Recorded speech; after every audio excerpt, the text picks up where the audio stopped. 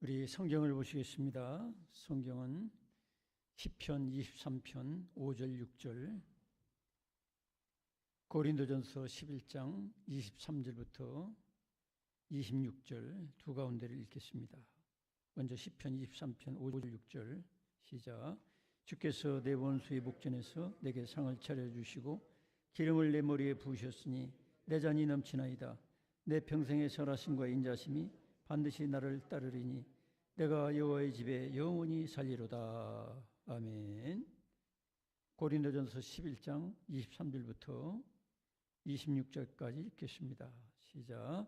내가 너희에게 전한 것은 주께 받은 것이니 그 주께 예수께서 잡히시던 밤에 떡을 가지사 축사하시고 띄어 이르시되 이것은 너희를 위하는 내 몸이니 이것을 행하여 나를 기념하라 하시고 식후에 또한 그와 같이 잔을 가지시고 이르시되 이제는 내 피로 세운 새 언약이니 이것을 행하여 마실 때마다 나를 기념하라 하셨으니 너희가 이 떡을 먹으며 이 잔을 마실 때마다 주의 죽으심을 그가 오실 때까지 전하는 것이니라. 아멘.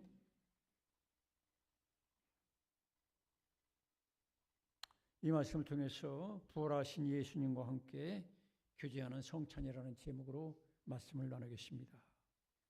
이제 성찬 전에 우리가 오늘 여기 읽은 말씀 고린도 전서 11장 23절부터 보게 되면은 이것은 이 성찬식은 주께서 제정하셨어요. 그러니까 우리가 인간이 만든 것이 아니라 우리 예수님께서. 그래서 23절에 보니까 내가 너희에게 전한 것은 주께 받은 것이니 그 주 예수께서 잡히시던 밤에 떡을 가지사. 그러면서 이 성찬 예식은 바로 예수님께서 친히 제정하시고 또 그 믿는 성도들이 이것을 계속 시행하도록 하신 겁니다. 왜 그러면 이 성찬식은 예수님의 십자가의 죽으심, 그 죽으심을 깊이 생각하고 상징적인 의미로 깨닫게 하시기 위해서 이게 필요했던 거예요. 사실 2000년 전 우리가 생각을 해보세요. 그때는 글자도 모르는 사람들이 교회에 나올 수가 있었어요. 또 고상한 철학적인 이론을 가지고 설교를 해봐야 통하지도 않을 많은 사람들이 있었어요. 그러니까 가장 어떤 면에서 쉽게 난 놓고 기억자도 모르는 사람까지도 예수님께서 왜 십자가 못 박혀 죽으셔야만 했고 부활하셔야만 했는지 그것을 상징적인 이 예식을 통해서 예수님 그분이 나를 위해서 죽으시고 부활하셨다. 이것을 행의 언어로 이미지 언어로 그렇게 우리에게 전달되게 하신 겁니다. 그래서 24절에 축사하시고 띄어 이르시되 이것은 너희를 위하는 내 몸이니 그랬어요. 우리가 이 성찬식에 우리가 빵 조각을 이제 하나씩 받게 되죠. 이것은 인간적인 눈으로 쓴 빵 조각입니다. 그건 분명한 사실입니다. 그렇지만은 이 빵 조각을 우리들에게 떡 조각을 나눠주시면서 이 빵이 이렇게 조각조각 나눠진 것처럼 내 몸이 십자가에 못 박혀서 그렇게 채찍에 맞고 결국 죽음을 당해가지고 너희들을 살리는 영원한 영생에 이르는 부활에 동참하게 하는 양식이 될 것이다. 예수님 그분 자신을 우리에게 띄워주는 거예요. 그래서 우리는 입으로 이 빵 조각을 넣지만은 우리가 믿음으로서는 예수님의 그 몸을 우리 입으로 우리 안으로 모셔드리는 것 같은 그 은혜를 묵상하면서 여기에 동참하셔야 됩니다. 그렇지 않냐고 뭐 점심 먹었는데 또 뭘 먹어? 밥 먹었으면 됐지. 뭐 이렇게 생각할 수가 있어요. 근데 여기서 말하는 것은 예수님의 몸, 그분의 육체를 나를 위해서 다 빵 조각처럼 희생하셔서 가지고 나에게 내주셨다는 거. 이 사실을 믿으시기 바랍니다. 이것을 이제 상징적으로 우리에게 전달하는 거예요. 전달. 우리가 보통 추상적인 언어는 전달해봐야 감이 잘 안 와요. 머리가 아주 뛰어난 사람만 조금 이렇게 감이 오지. 근데 실제로 빵 조각을 입에 넣으면서 예수님께서 그분의 육체가, 그분의 몸이, 그분의 임재가 내 안에 들어오시는구나, 이런 믿음을 생각하면 확실한 거예요. 여러분, 예수님이 여러분 속에 들어오시는 그분의 몸을 조각조각 내가지고 나를 살리기 위해서 내주시는 그 은혜를 믿음으로 여기 성찬에 동참하시기 바랍니다. 실제로 그런 예가 있죠. 전쟁터에서 빵 하나밖에 없는 거예요. 이거 먹으면 더 이상 먹을 게 없어요. 지금 우크라이나나 뭐 이란 같은 전쟁터 상상해 보면 돼요. 근데 어린애가 있어요. 어린애. 이 군인이 예를 들어서 이 빵 내가 다 먹으면 나는 살지만 어린애는 죽는단 말이에요. 굶주려서. 그래서 이 군인이 자기가 먹을 빵을 어린 아이에게 내주는 거야. 그 빵 한 개를 먹고 어린아이는 살아서 전쟁터에서 돌아왔지만 그 군인은 자기가 내줌으로 자기는 죽었단 말이에요. 인간으로서 이게 쉬운 일이 아니죠. 그죠? 여러분이 그 빵 한 개가 남았는데 그거 먹으면 내가 살아. 근데 이 빵을 양보해가지고 어린아이라든지 다른 사람에게 내준다는 거 쉽지 않죠. 그죠?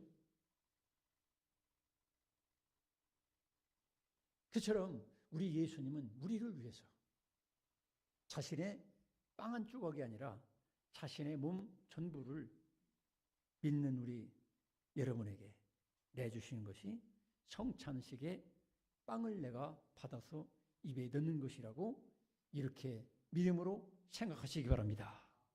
천주교에서는 이걸 사실화해요. 실제로 예수님의 살과 피로 변한다. 화채설. 근데 우리 개신교회는 실제로 바뀌는 건 아니라 영적인 진리를 가르쳐 주려고 그걸 기념하라고 했지, 뭐 입에 넣을 때 갑자기 예수님의 그 살덩어리로 변하는 건 아니에요. 여러분, 구원의 도리를, 구원의 진리를 우리에게 주시고자 하시는 것이기 때문에 여러분, 예수님의 그 온몸이 나에게 들어오시는 예식으로 여러분 감사함으로 이 성찬을, 이 떡을 받아 넣으시기 바랍니다. 그 다음에 이 피는 이 포도즙. 어떤 분들이 포도주 자체를 드리니까 아유 목사님 그 전에 마시던 때 추억이 되살아나서 시험에 들 것 같습니다. 이런 분들 생각해가지고 여기다가 포도주 플러스 포도즙 플러스 뭐 이렇게 해서 뭐 먹고 취하지 않을 정도 했습니다. 여러분들이 이 성찬의 피를 상징하는 거예요. 예수님의 피. 자, 우리가 가끔 그런 경우가 있잖아요. 여러분이 대수술을 받는다든지 어떤 사람이 교통사고로 피를 너무 많이 흘려가지고 피를 뭐라고 해야지? 어쨌든 피를 이런 봉투를 막 11개 수혈을 받아야 산단 말이에요. 그러면 피가 없으면 어떻게 해요? 막 가족에다 비상 연락하고 친구에다 연락해가지고 피를 어느 정도 이렇게 뽑아가지고 대신 넣어줘야 그 사람이 살 수 있단 말이야. 그런 일이 참 대단하죠. 그죠? 내 피를 뽑아가지고 다른 사람에게 준다는 거, 이 헌혈 참 좋은 것 같아요. 그런데 예수님은 자신의 몸에 있는 모든 피와 물을 나를 살리기 위해서, 나를 영적인 수혈을 하기 위해서 다 흘려주셨다는 거예요.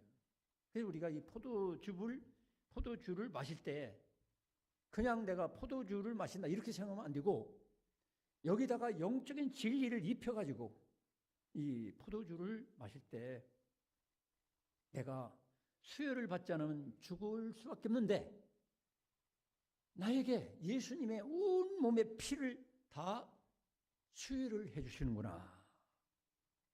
그래서 내가 예수님의 새로운 피, 영생하는 피는 되게 생명을 상징하죠.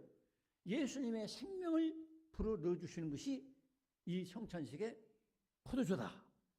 이렇게 여러분이 마음으로 믿으면서 깨달으면서 상상하면서 이 성찬식에 동참하시기 바랍니다.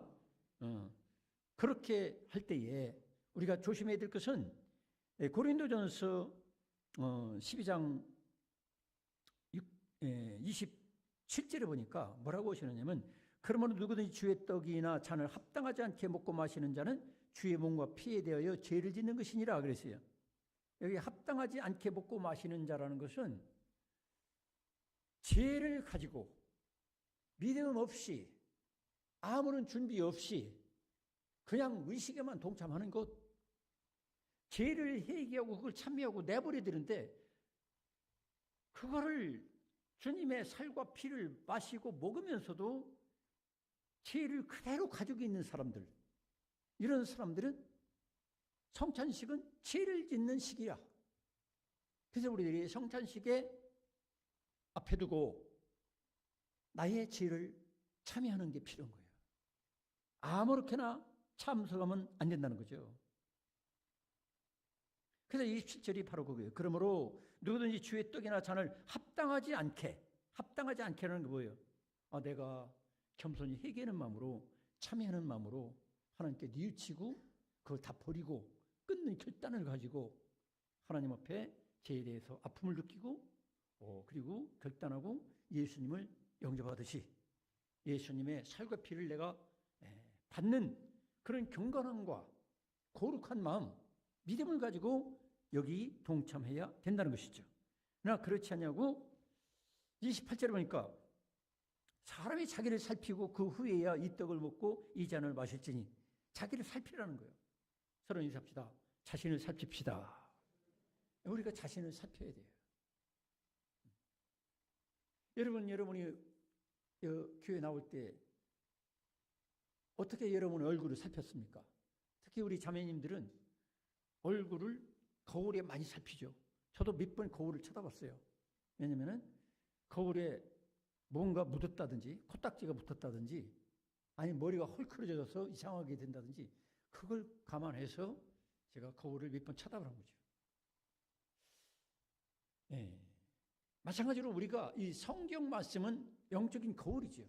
하나님 말씀에 비춰가지고 내가 죄가 있는지 허물이 있는지 성도로서 하나님을 모실 그릇으로 하나님을 모실 성전으로 합당하지 못한 게 있다면 그거를 살펴가지고 떼버려야 된다는 거예요. 잘 떼서 버리시기 바랍니다. 여러분 이제 5월달, 6월달 되면 이제 모내기가 있잖아요. 모내기 할 때 어떤 때 제일 아까운 생각이 나는지 아십니까? 제가 모내기를 했었어요. 이렇게. 청년 때 교회 다녔으니까 모내기 봉사, 어느 집사님 때, 권사님 때 모내기를 할 때에 한참 모를 이렇게 꽂아 나가는데 어떤 사람이 그러는 거, 응? 선생님 장단 입으라고. 그러면 장단 입으면 피를 빨아가지고 퉁퉁하게 된 거머리가 붙어있어요. 이거를 종종 살펴야 되는데 이러다 보면 이거 못 살피고 그러잖아도 못 먹는 시대인데 거머리가 그렇게 대선마리가 피를 빨아먹으면 어떻게 되겠어요? 머리가 어지러지는 거예요. 피가 모자라겠죠. 성도 여러분, 여러분을 빨아먹는 악한 흡혈구이 같은 마귀 사탄 또 악한 습관들 이것들을 띄워버리시길 축원합니다. 자꾸 이걸 떼내버려야 돼. 자꾸 막 남을 비난하고 막 험담하고 믿음 없는 소리하고 이게 다 뭐냐면은 내 영혼을 이 피를 빨아먹는 거머리를 그대로 놔두는 거나 마찬가지예요. 그래서 우리가 살펴야 돼요. 그래서 28절에 사람이 자기를 살피고 그 후에야 이 떡을 먹고 이 잔을 마실지니 주의 몸을 분별하지 못하고 먹고 마시는 자는 자기의 죄를 먹고 마시는 것이니라. 이 성찬식, 이 의식 자체가 중요한 게 아니라 나 자신을 실제로 살펴봐야 되고 내 죄와 허물이 있다면 혹시 부부지간에 서로 다투고 미워하고 혹시 교우간에 다투고 미워하고 그런 게 있다면 또 아니면 내가 끊지 못하는 죄가 있다면 이 시간에 결단하고 그걸 떼버리시고 참회하는 시간이 되시기 바랍니다.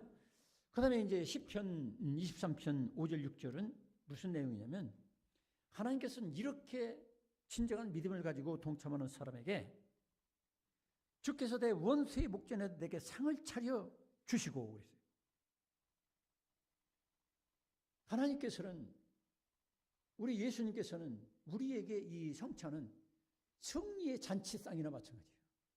예수님께서 고난당하시고 대신 죽어주셔서 죄로 말미암아 패배자가 되고 영원한 지옥 형벌을 받을 우리 대신 그것들을 물리쳐 주시고 승리하셨기 때문에 우리들을 불러다가 이 잔치상을 우리에게 대접해 주는 거예요. 할렐루야. 성찬식은 어떻게 보면 예수님의 죽으심을 기념하는 정도로 그치는 게 아니라 나에게 예수님의 승리의 이 영광스러운 모든 좋은 것들을 나에게 차려주시고 먹으라고 마시라고 내어주신 은혜의 자리라는 것을 잊지 마시기 바랍니다. 6절에도 내 평생의 선하심과 인자심이 반드시 나를 따르리니, 이건 뭐냐면 과거뿐 아니라 지금부터 영원까지 평생에 하나님의 선하심과 인자심이 나를 책임져 주시고 항상 보호하시고 먹여주시고 마시게 하실 것을 믿음을 가지고 여기에 동참하라는 것입니다. 성도 여러분, 이런 귀한 성찬식에 참여받은 것을, 초청받은 것을 감사하는 마음으로 이 시간 성찬에 참여하시기를 축원합니다.